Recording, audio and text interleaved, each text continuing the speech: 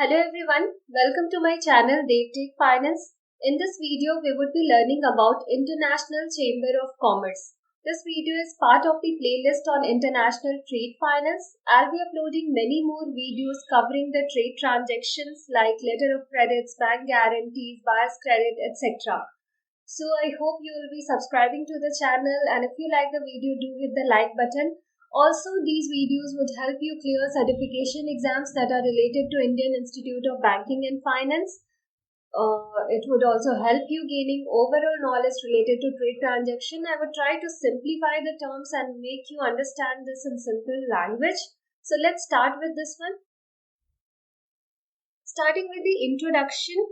Okay, so before getting to understand what exactly is International Chamber of Commerce, we must have a brief about how it actually started. So when we talk about ICC, how this organization came into existence, what exactly was the requirement, we should understand. See, with globalization, the business was opening across borders and trade transactions became a prominent part. However, when we talk about international trade, there was always risk involved. Now, for example, what if the seller has dispatched the good but buyer refused to make payment, and here the seller and buyer both are in different countries, so there is trust issue already. So the seller dispatched the goods but buyer refused to make payment after receiving the goods. What if any false claim has been made, like goods were damaged which did not really happen?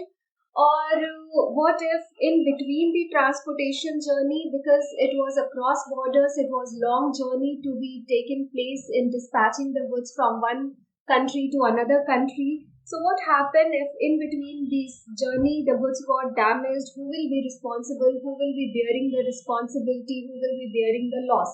So there were many concerns that were coming. With globalization, the market was open, the businesses were spreading, everyone was getting opportunity to increase their business, to make more and more trade transactions.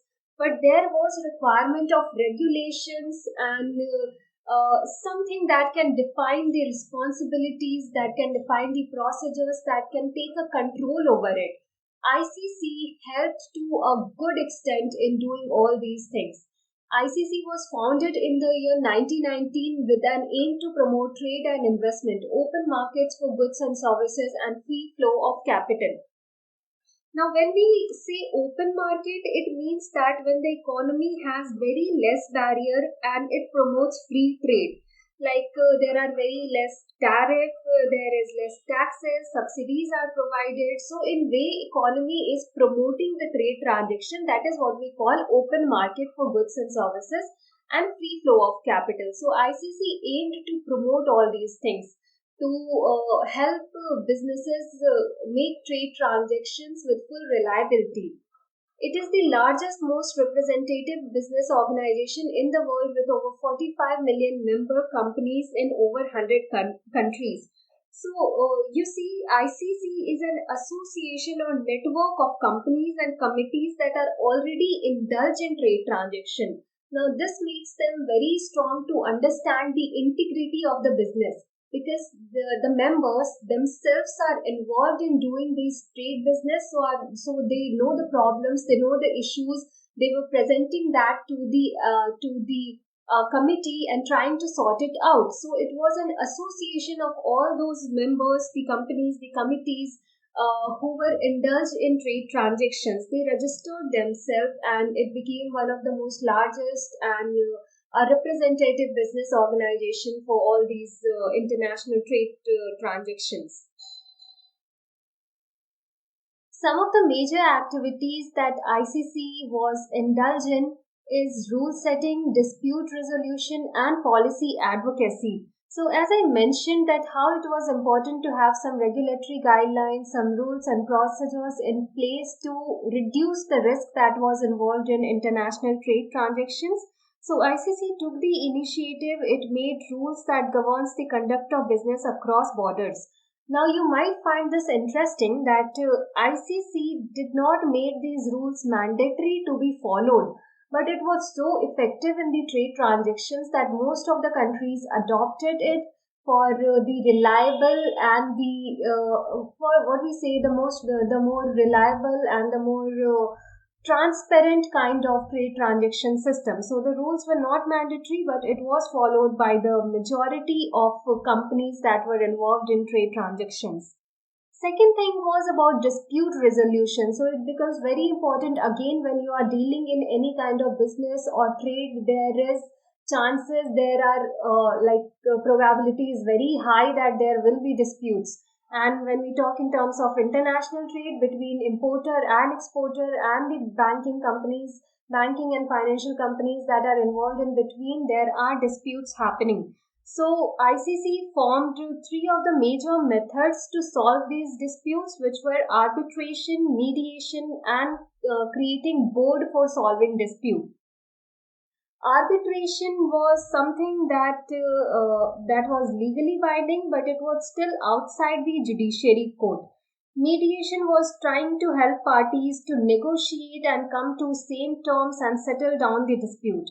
Then there was a board created which we referred as dispute boards. So those boards were also helping in listening to the complaints, taking the necessary action required and helping to solve out the issue. Third thing was policy advocacy. So policies that were prepared by ICC, it was by a specialized working bodies. Now that was first adopted by commission in consultation of committee and then approved by executive board. So the whatever policies were being made, it was going through a consistent process where it was getting approval, consultation, the committee was formed, everything. So policy advocacy was also one of the major activities that was being conducted by ICC. Okay, one thing more you must remember that ICC also supported these organizations like World Trade Organization, WTO, United Nations, and then G20 on behalf of international trade matters. So it was providing that support system. It was connecting various trade organizations which at that time was already prominently working towards it. The companies and associations that make up the ICC are already engaged in business activities. For this reason, the ICC exerts overarching power when it comes to creating the rules and policies that govern how business transactions are completed as far as international business is concerned. The rules are not mandatory, so this is what I have already told you regarding the rules and the policies, that how the companies and associations were themselves involved in trade transaction, and that's why the problem were more transparent to ICC, as it was association of all those members, all those companies. It was aware about what necessary actions need to be taken. The rules were made, the policies were designed. However, it was not mandatory, but still it was so effective that everyone started following those rules, and it tend to represent the best possible outcome for all involved party. Many of rules established by ICC are incorporated into regular trading processes. The ICC also works closely with a number of governmental agencies by lending expertise and establishing a presence through representatives at places such as World Trade Organization, WTO, United Nations, and even at G20 summits. The ICC is involved in business-related issues such as trade, investment policy, financial services, information technologies, telecommunication, marketing ethics, transportation, competition law, and intellectual property. So you must see that how ICC was working with different representative organizations which were already prominent at that period of time.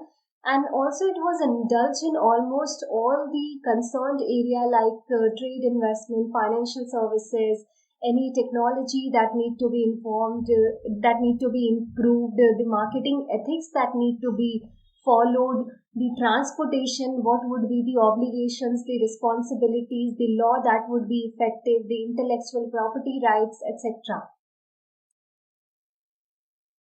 UCP 600 is one of the best known publication of ICC, which is translated in more than 30 languages. Now, UCP set rules and guidance on issuance and use of letter of credit.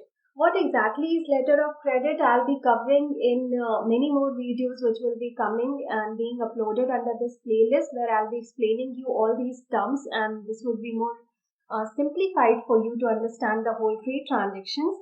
But for now, in short, you try to understand that letter of credit is a payment mechanism in which the banks, they get involved as a mediator between the two parties. So the importer and the exporter, if they are having some trust issues, now bank is involved in between, so there is a kind of credit worthiness created. So in case if the payment is not made, the bank takes the responsibility. And thus UCP provided certain rules and the guidelines for the involvement and the use of letter of credit. Now you must notice that UCP is utilized by bankers and commercial parties in more than 175 countries. Whenever the matter is related to trade finance, it is being followed, it is being used in more than 175 countries. Okay, it has been so successful and popular. Now, some of the areas, if I mention, that is covered under UCP 600, which has been very popular. And again, I'm mentioning what exactly is UCP 600. It is one of the publication that was made by ICC. So ICC is also involved in activities like taking educational seminars, conducting, publishing many books which are related to the trade transactions and all. And one of such publication was UCP 600. So it also explained, UCP 600 also covered and explained various international trade terminologies that were involved, how the documentation checking process should be done, what all documents should be mandatory and required in case of trade transactions. So for example, whenever a trade is happening internationally, there must be a transportation document if the goods are going through ship, or the good is going through airway. So there should be airway bill, there should be bill of lading if the good is being dispatched through ship. So transportation document should be there. There should be shipping bill when the goods were loaded on the port.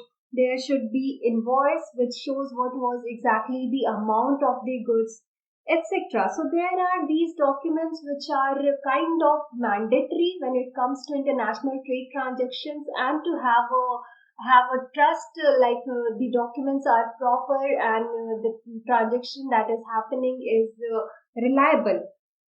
So UCP 600 mentioned how the documentations should be checked, what all documents should be there, and it explained different documents. It also provided provision of having original documents along with the electronic copies, and also how to deal in case if there is any discrepancy in the document. If something is discrepant, if something is not correct or seems fuzzy in the whole transaction, how that should be dealt with, what charges to be made, what responsibilities the bank is having, what responsibilities the parties are having in that concern. So UCP 600 was one of the most popular publication which is being followed till now in most of the countries, as I mentioned, in more than 175 countries for matters related to trade transactions. I will be covering UCP 600 in my upcoming video. Please subscribe if you are interested in learning about trade transactions. I'll be trying to upload more and more videos and explain you all these terms in a very brief manner, so that you can get through the understanding of this. Another popular publication of ICC is INCOTERMS.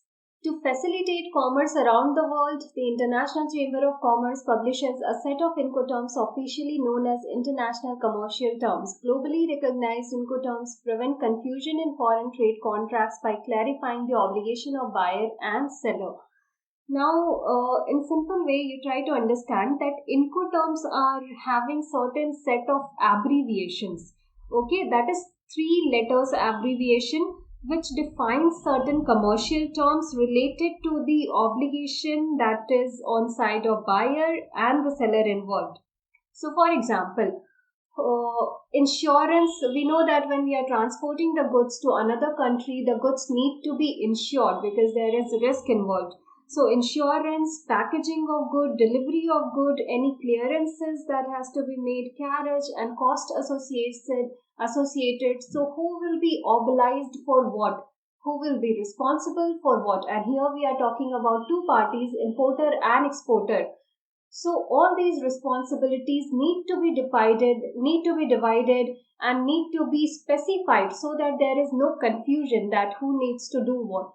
In that term, Incoterms define that certain commercial terms, certain abbreviations that may be adopted by the parties, and they can define easily the responsibilities related to the transaction.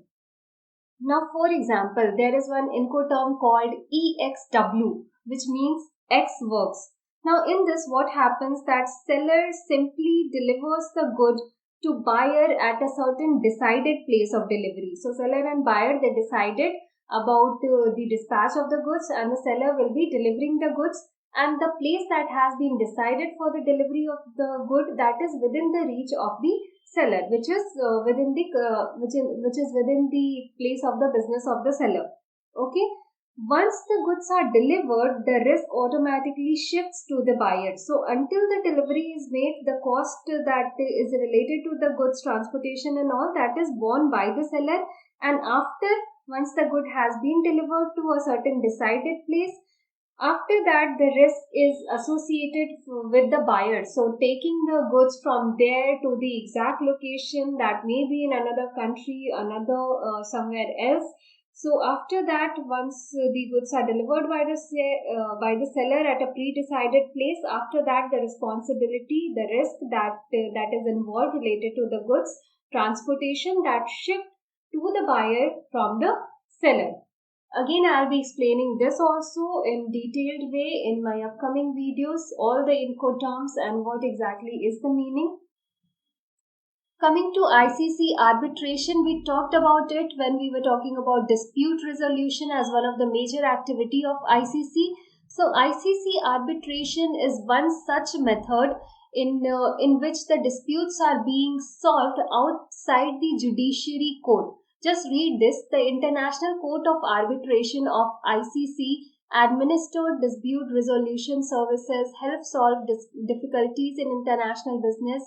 ICC arbitration is a private procedure that leads to binding and enforceable decision, but it is not within the judiciary custody, within the judiciary court. Still, it is made in such a way that it is legally binding, it is enforceable.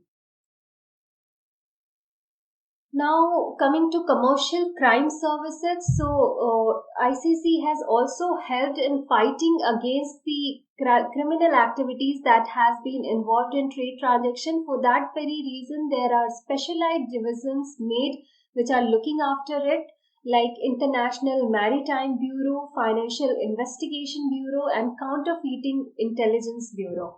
Okay, so counterfeiting is exactly to avoid any kind of counterfeiting of currencies involved. Then there is financial investigation, which again help in investigating any financial crime that is happening. International Maritime Bureau, which is related to any transportation of goods happening through the seaway, and if in between any crime is happening, so this particular division looks after it. So all these things has helped a lot in making trade transactions more efficient and more efficient for the countries to be adopted and improvise. Okay, I hope this video was useful. Thank you so much.